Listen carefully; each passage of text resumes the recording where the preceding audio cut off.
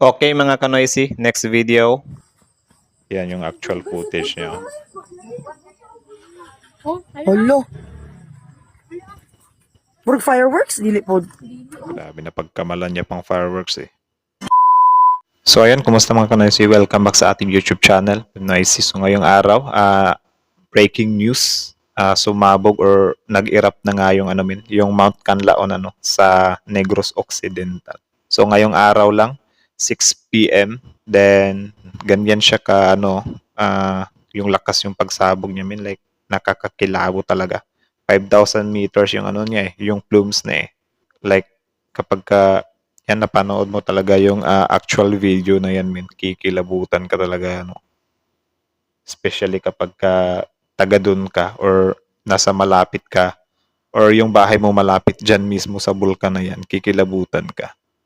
So, I think nasa level 2 na siya ngayon. So, yun, let's pray them. Ipagdasal natin sila na sana'y okay lang sila at sana'y hindi na yan mas lumala pa, So, yun, may panonorin lang tayo dito. 8 bagay na hindi mo pa alam sa Mount Canlaon.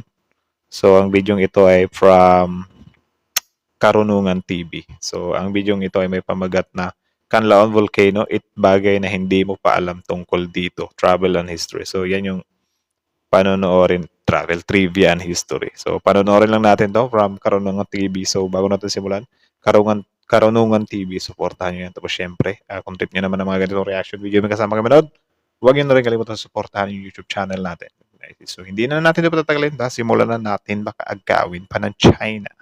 Again, ang title ng video ito, Canlaon Volcano, 8 bagay na hindi po pa alam tungkol dito.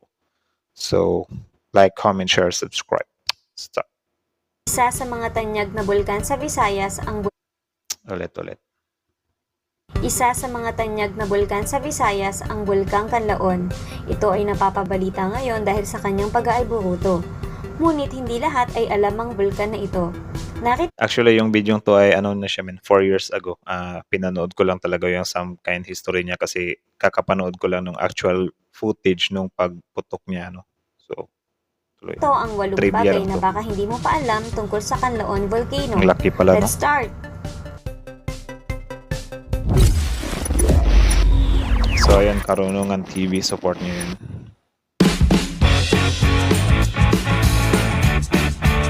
Search Biglay.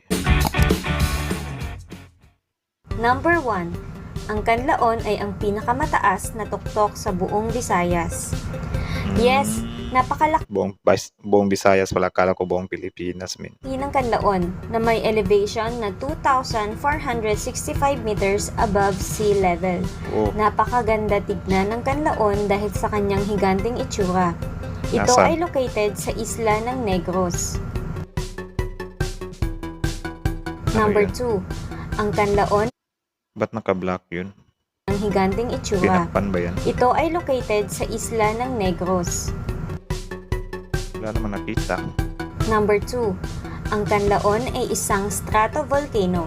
Ang ibig sabihin, isa itong uri ng volcano na cone ang hugis dahil sa mga tumigas na layers ng lava, tephra, pumice at ash. Ito ay naipon sa ilang beses na nitong pagiging Plumis pala aktibo. yun. Plumis pala yun, nakala ko plumes yun eh. Number 3. Ang Canlaon ay may 3 hot springs, ang Mambukal Hot Springs, Bukalan Hot Spring, at Bungol Hot Spring. Dahil Grabe yung hot spring, no? Tapos baka biglang magbuga ng niyan, lava, automatic lechon ka ngayon yan. dito, may mga resort dito para sa mga turista na gusto maligo sa napakasarap na mainit na tubig. Katakot din yan. Number 4. Ang Canlaon Volcano ay nag-alburuto na ng 28 times since 1919.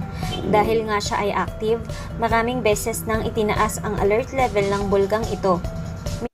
So ang huli niyang eruption, 2016, 17, 18, 19, 20, 21, 22, 23, 24. So 8 years. Kasi ngayon 2024 eh. Inomonitor naman ito ng Pillbox. Pillbox. Number 5.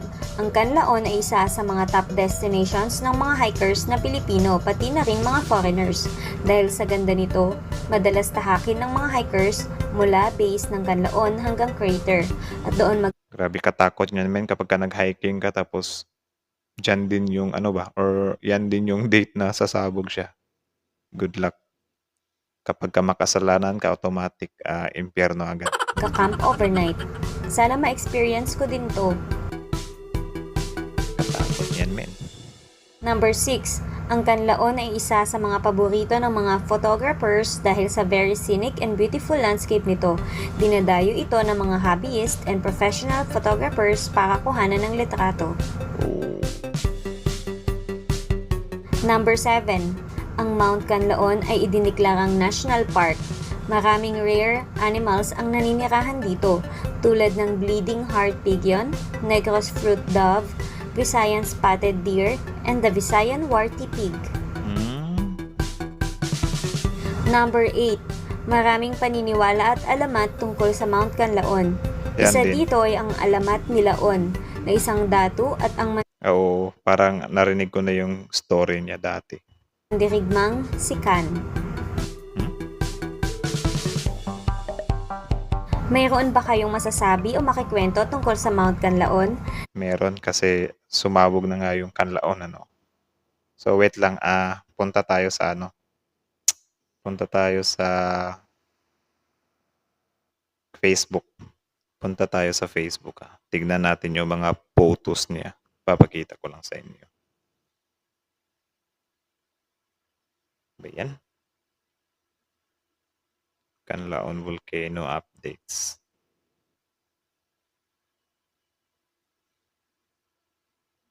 Ito siya no. Ito na siya ngayon.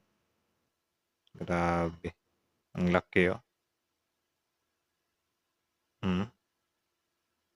5,000 meters yan Parang ano, kung 5,000 meters, 5 kilometers na ba yan? Haba, di ba? Yan pa. Ito naman, nag-viral to sa social media kasi mayroon daw mga mukha-mukha. Alam naman natin yung ano natin. Mga magagaling na Pilipino natin dito. Mahilig maghanap ng mga mukha-mukha sa usok. Yan daw. Mukha daw yan. Ito pa Grabe kakilabot min. Tignan natin yung ano. May kasamang lava. Ito yun Grabe. Ang lakas niya Grabe. Yan siya min. Kita nyo ba? Hindi, may ilalagay naman ako dyan Ito naman naka-screen recording naman to. Nilagyan pa ng watermark. Ito na yung resulta ng ano nila, kalupaan nila dun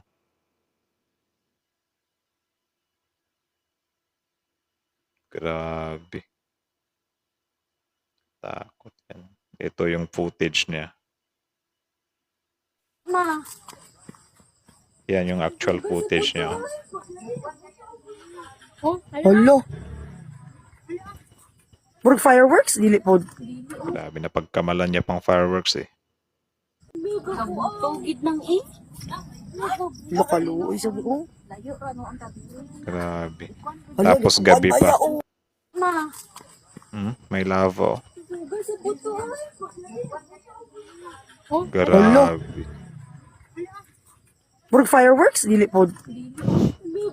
pagid ng Lakaluoy sa buong. Grabe. Hala, kuan ba yaong? Ma, So yun lang naman. Yan yung update niya ngayon. Ano siya, nag-erupt siya 6:52 PM ngayon lang June 3, 2024. 5,000 meters yung haba or tangkad ng ano niya, plumes niya or plumes ano ba yan. So courtesy doon kay Marian Pontino Javier to. Ewan ko kung sino yung napagkamalan niya pang tawag diyan, napagkamalan niya pang fireworks yung So yun lang naman, pag-pray natin or pagdasal natin yung mga taga doon na sana okay lang sila at sana hindi pagrumabi yun at sana tawag diyan, kumalma na yung bulkang Canlaon kasi di rin biro yan kapag sasabog talaga yan or pumutok talaga yan totally kapag I mean, yung pinakamalakas niya talaga na pagputok ba. Hindi basta-basta yan, nakakatakot yan. Kilabot yan. So, pagdasal natin yung mga taga doon, taga Negros, sanay safe sila doon. Lalo na sa mga alikabok, anong tawag dyan? Ash Falls yan. Sa Ash Falls, delikado din yan sa kanila eh. 'Di ba? Grabe. Yung kuha talaga eh. 'Di ba?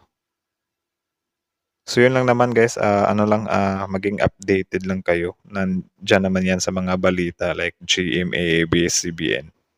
Search lang din kayo ng mga updates kasi patuloy pa rin siya eh. Like patuloy pa rin talaga. Ito talaga oh. I don't know if talaga siya. Ano ba yan? Ang liwanag naman. Wait lang. Madilim din. 'Di ba? Katakot. So yun lang naman muna. Again, ingat-ingat lang or dasal-dasal lang tayo Pagdasal din natin sila.